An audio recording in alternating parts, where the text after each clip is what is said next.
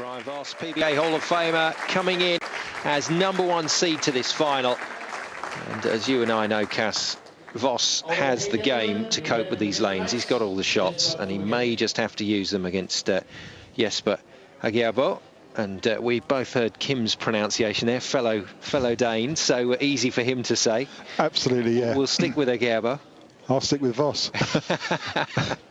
Voss is the boss, as he has been called in the past. 25 PBA titles to his name, including PBA National Championship, Player of the Year 1988, and elected to the Hall of Fame PBA 1994.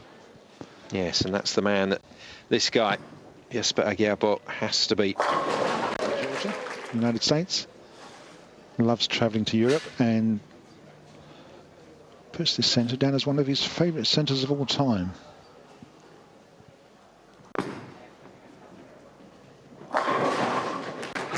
Yeah, good start. Just had to pinch that one in, but managed to knock the final pin down. Can't believe he's 52 years of age now, Voss. He's kept himself in great shape. Much straighter line, keeping it much tighter, not so much hook at the end. Just trips that 10-pin away to take the first strike. Struggle on the right-hand side of lane number 6, and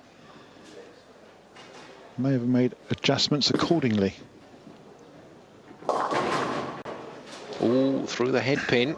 Yeah, certainly made a bit of an overreaction there, leaving the 3, 6 and the 10. He's not going to out-muscle Agerbo, but he will get a lot of reaction in the back end, and he definitely made some sort of adjustment for the right-hand lane, and the celebration after the shot proved that he was very happy with what he did, and then of course he left it in the locker, unfortunately, on lane 5. That's right. When players realise that a lane is, let's say, a bit of a rogue lane because it's not reacting properly, if they can get a strike on it, it's a real bonus. Didn't happen. Had to settle for spare. Agerbo working on a strike. And how light was that one on the head pin? That one just twisted up, didn't want to know in the oil. Into the pocket. So consequently he's got a single pin left standing. It's a 2-pin, and now it's gone. I think both players now have realised that the right-hand lane, as we mentioned earlier, lane number 6, seems to have a lot more oil on the right-hand side of the lane, right where they want to throw for their strike ball. So they're going to have to overcome that one. And a great-looking shot from Agerbo on lane 5. Just fell off the shot slightly, kind of rushed it, but you've got to do that to keep the speed up.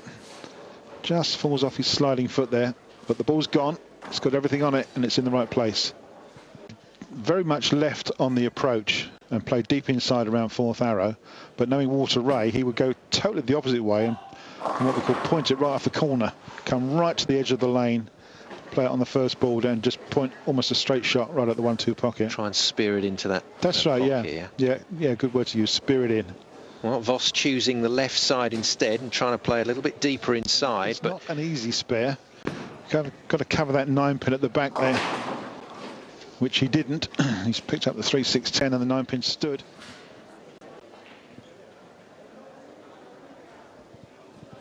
Yeah, Agerbo very much in business if he can get up and knock him over. And that one, if that had been right side on the right-hand lane, that would have stayed right out there. But no, the lane 5 allowing this ball to come back in. Yeah, it's a bit more forgiving, isn't it? The speed is down as well, but the rotation's on the ball, so he's got it in the right area as well. And yeah, raises his arm aloft in salute of a strike. Easy. Agerbo on the right lane. Again, it didn't hook up, did it?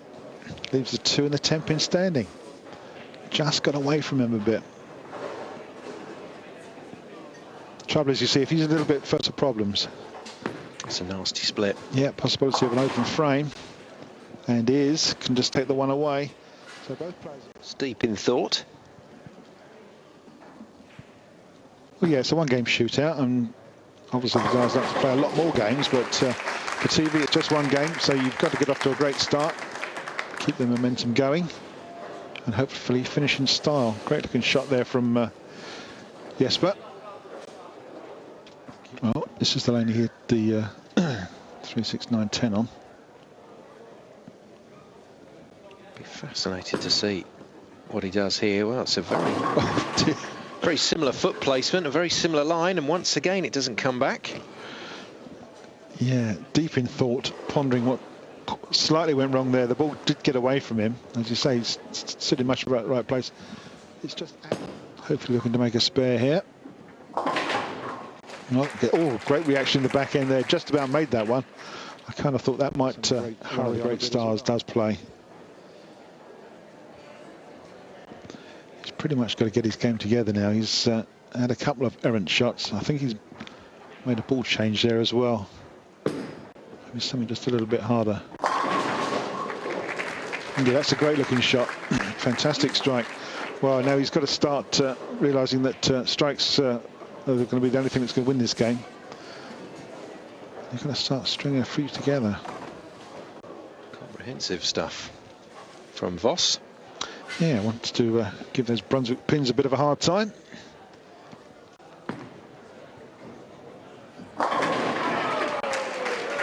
Double time from Agerbo. Comes onto the probably the more forgiving lane 5, and will hopefully bury a strike here to make 3 in a row.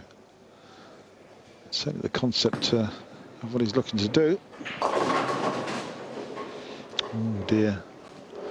Got to the what's pocket. happening is it's just sailing straight through before it's got a chance to get back. Well, that allows him that pace and power to take out the spare quite easily. This is a big moment for Jesper, though, and you shouldn't be overly respectful of reputations when you're playing at this level, and you're a great bowler in your own right, but this is a man that has won a massive amount of titles over the years. Oh, that's clever. That's back to the style of the first delivery that we saw from Voss in the opening frame that knocked all 10 down. Kind of kept it a bit tighter, and I think upped his speed a little bit just to hold it on line before it could react, and then it did react at exactly the right place, right in the pocket, carries all 10, and it's a double. Get one on the easier lane. Well, this is the easier of the 2 lanes. There we go. And the body language tells us he got a strike. 3 strikes in a row. Great looking shot. Agerbo's got to stay with him now. Yeah, they both had one open frame. Yeah, what a great looking shot that was. Opportunity for Jesper to shoot a double here. Working on a strike. Frame number 9 already. Oh dear, that's got away. No, that came right off the hand. Yeah, the 8 pin as well. Fell off the... It's a makeable split, but it is a split and could well be an open, and it could be the frame that, unfortunately, and there's no pin scored, could be the frame that loses this championship match. What a shame. 190, that's his maximum score with another 3 strikes. Whereas Voss can get past that quite easily. And there's the 4-bagger. That's the one that he thinks may well win him the match. He's put 4 strikes together, and the next ball should be the one. Great reaction in the back end, and look at the body language. Absolutely knows it's perfect. This is the ball to do it. Give me 10. He left it hanging after the delivery, and then straight away for the big celebration. Looks a little incongruous actually in this centre, with the crowd set a little back from the players, but they will have enjoyed this one as much as a player that's had such an amazing career. Still hungry to win, isn't he? Loving a win like this. Well played, Brian Voss. Dear. How many strikes in a row is that? That's one more ball in the 10th. He's going to be, with a strike, it'll be 235, which is a much more respectable score, a winning score. And he goes Brooklyn for the finish. Straight one in the book. Oh, love it. Little bit of luck then from Voss at the end, but for Agerbo, he's got that unfortunate situation where, from a stats point of view, he's got to stand up and bowl the match out. So we might see a bit of fun from him, because it is over and done with. Yeah, but Voss puts one in the Brooklyn. Voss is the boss. He is the winner. Jesper's got a strike on the right-hand lane. Yeah, points up for grabs. Yeah. Now, I wonder if the crowd will get on Jesper's case here and ask for a bit of a trick shot to finish up. Nothing to lose. He's kind of known. Something's afoot, perhaps. Watch this one. There's a glint in the eye, isn't there? Well, there's no fingers going in the ball for a start. There's no thumb in the ball either. Oh, brilliant. I've never seen that one before, but I'd certainly like to see it again. Well done, Jesper. That was definitely worth another look. But Brian Voss it is, who's had his thunder stolen a bit there at the end, but he's the champion. 2:35 plays 190, and the PBA Hall of Famer claims the Catalonia Open title. Well, we'll take another look at Jesper's shot. We'll also take a